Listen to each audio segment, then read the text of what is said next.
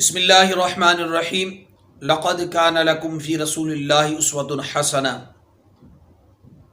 اللہ تعالیٰ کا بڑا احسان ہے کہ جس نے نبی رحمت صلی اللہ علیہ وسلم کی عظیم صورت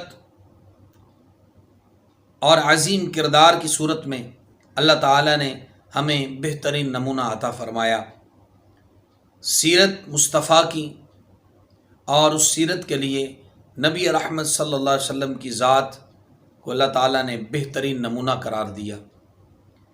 اللہ نے مختلف راستے نہیں دکھائے، مسلمانوں کو ایک راستہ دکھایا، اور وہ راستہ اس کے محبوب کا راستہ ہے۔ آج ہم جس خطے میں رہتے ہیں، جب مثالیں ترقیوں کی دیتے ہیں، مثالیں حقوق العباد کی دیتے ہیں، انسانیت کی دیتے ہیں، تو اس چیز کو بلا دیتے ہیں کہ ہمارے سامنے تو کردار مصطفیٰ صلی اللہ علیہ وسلم موجود ہے، تو ہم مثالیں یورپ کی دیتے ہیں کہ وہاں حقوق العباد کا اتنا خیال رکھا جاتا ہے، وہاں مساوات کو قائم کیا جاتا ہے، وہاں عدل و انصاف ہے۔ تو میرے بھائی، ذرا اگر ہم کان کھول کے اس بات کو سنیں اور دل کھول کے اس کو محسوس کریں، اور اگر عقل سلیم رکھتے ہیں تو پھر ہمیں فیصلہ کرنا ہوگا۔ میں بہت سارے یورپ میں رہنے والے ایسے خاندانوں کو جانتا ہوں، ایسی ماؤں کو جانتا ہوں، ایسے والد کو جانتا ہوں جو والدین تڑپ رکھتے ہیں۔ ان ماؤں کی گرج، ان ماؤں کی آوازیں میرے کانوں میں گونجتی ہیں کہ جو درد رکھتی ہیں اپنی اولاد کے لیے، وہ پسند نہیں کرتے یورپ میں رہ کر۔ ہم یہاں یورپ کی ترقیوں کی مثالیں دیتے ہیں، اور وہ یورپ میں رہنے والی ماں، یورپ میں رہنے والا باپ تڑپتا ہے اپنی اولاد کے لیے، اور اسے اپنی آغوش محبت، آغوش شفقت، آغوش تربیت کے اندر اسے ایسا بنانا چاہتا ہے کہ وہ چاہتا ہے کہ میرا بیٹا دیندار ہو، میری بیٹی دیندار ہو۔ وہ لوگ بوائے فرینڈ اور گرل فرینڈ کو پسند نہیں کرتے، یہ میں شورٹی کے ساتھ، ذمہ داری کے ساتھ کہہ رہا ہوں۔ جس ماں کے سینے میں دھڑکنے والا دل، اور اس دل کے اندر ایمان کی روشنی موجود ہو، وہ ماں ہرگز نہیں چاہے گی کہ اس کی بیٹی باغی ہو جائے، اس کا بیٹا بغاوت کرے۔ نہیں، وہ تو وہاں رہ کر بھی مجبوری ہے کمانے کی، رزق کے لیے کمانے کے لیے گئے، لیکن وہ اس بات کو نہیں چھوڑتے اور اس کڑن کو نہیں چھوڑتے، وہ ماحول کو پسند نہیں کرتے۔ وہ سوچتے ہیں کہ ہماری بیٹی، ہمارا بیٹا اچھے کردار کا مالک ہو۔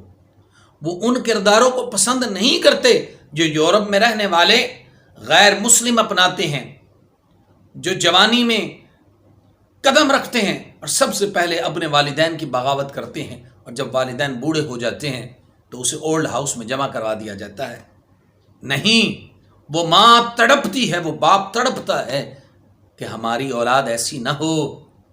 وہ ماں جس کے بارے میں میرے رب کے قرآن نے فرمایا وَحْنٍ عَلَىٰ وَحْنٍ، کمزوری پر کمزوری جس ماں نے محسوس کی اس کے دل میں، اور جسے وَخْفِضْ لَهُمَا جَنَاحَ الذُّلِّ مِنَ الرَّحْمَةِ، جسے اللہ نے فرمایا اور اپنے بازوؤں کو عاجزی اور محبت کے لیے پھیلا دو اپنے والدین کے سامنے۔ یہ کردار کون دے رہا ہے؟ باپ، باپ، بوڑھی ماں جو اپنی جوانی اپنی اولاد کی تربیت کے لیے گوا دیتی ہے، وہ اولڈ ہاؤس میں جمع کروانے کے لیے نہیں ہوتی۔ وہ جب بوڑھے ہوتے ہیں تو وہ اولاد کے لیے ایسی رحمت کا سبب بنتے ہیں کہ جو رحمت اللہ کی رضا کا سبب بنتی ہے۔ ہمیں یورپ کے کردار کی بات کرتے ہوئے رائے کے برابر بھی خیال نہیں آتا کہ اللہ نے تو ہمیں کردار مصطفیٰ کا ذکر کیا، ہمیں جو سبق دیا وہ مصطفیٰ علیہ السلام کے اسوہ کا دیا۔ آؤ میں آپ کو ایک بات سناتا ہوں۔ ایک شخص دور دراز سے سفر کر کے میرے مصطفیٰ کریم علیہ السلام کی بارگاہ میں آیا، غیر مسلم تھا، رات کو حضور علیہ السلام کے گھر ٹھہرا، بسترا مصطفیٰ کا تھا، رات کو کھانا کھایا، اتنا کھایا یقیناً اس کھانے میں جو لذت تھی اس نے ساری عمر نہیں کھایا ہوگا۔ نبوت کی مٹھاس، میرے مصطفیٰ کی محبت کی خوشبوئیں اور لذت اس کے اندر تھی۔ وہ 3-4 بندوں کا کھانا اکیلا کھا گیا، اتنا کھایا کہ رات کو بڑا چھوٹا پیشاب دونوں ہی بستر پہ نکل گئے۔ صبح اٹھا، اجلت کے اندر وہاں سے بھاگا کہ اگر حضور اٹھ گئے تو مجھے ڈانٹیں گے، لیکن وہ حضور کے کردار کو نہیں اس وقت جانتا تھا۔ جب وہ دور نکل گیا، اچانک اسے خیال آیا، اوہو، میں اس بستر پر تو اپنی قیمتی انگوٹھی جو مدتوں سے میں نے اپنے پاس رکھی تھی، وہ تو میں اسی بسترے پہ بھول آیا ہوں۔ اس قیمتی انگوٹھی نے اسے مجبور کر دیا کہ وہ لوٹ کر حضور کے دولت خانے پہ آئے۔ تو مجھے کہنے دیجئے، وہ خود نہیں آیا، اسے مصطفیٰ نے بلایا تھا۔ وہ جب آیا تو حضور علیہ السلام بستر انور کو دھو رہے تھے اپنے گورے گورے ید اللہ ہاتھوں سے۔ وہ ڈرا کہ ابھی مجھے ڈانٹ پڑے گی۔ حضور نے مسکرا کے کہا، کوئی نہیں، ہو جاتا ہے ایسے، آپ بتلائیں آپ کو بھوک لگی ہے تو میں کھانا پیش کروں۔ وہ شخص نے سب کچھ بلا دیا، انگوٹھی بھول گئی، سب کچھ بھول گیا۔ حضور کے قدموں میں گر کے کہتا ہے، اللہ کے نبی صلی اللہ علیہ وسلم، میں نے بڑے بڑے لوگوں کے کرداروں کو دیکھا ہے، لیکن یا رسول اللہ جو آپ کا کردار ہے، خدا کی عزت کی قسم میں نے کسی کا کردار نہیں دیکھا۔ اسی کردار کو اللہ نے فرمایا، لقد کان لکم فی رسول اللہ اسوۃ حسنہ۔ تو ہم بجائے کہ ادھر ادھر کی مثالیں دیں، کیوں نہ ہم حضور کے اسوہ کی مثال دیں۔ یقین مانیے، جو لوگ باہر رہتے ہیں نا مسلمان، ان کی مائیں یہ درد اور ان کے باپ یہ درد رکھتے ہیں کہ ان کے اولاد قرآن سیکھے، مصطفیٰ کریم علیہ السلام کا دین سیکھے، حضور علیہ الصلوۃ والسلام کے اسوہ کے کردار کو اپنائیں۔ وہ تڑپ رکھتے ہیں۔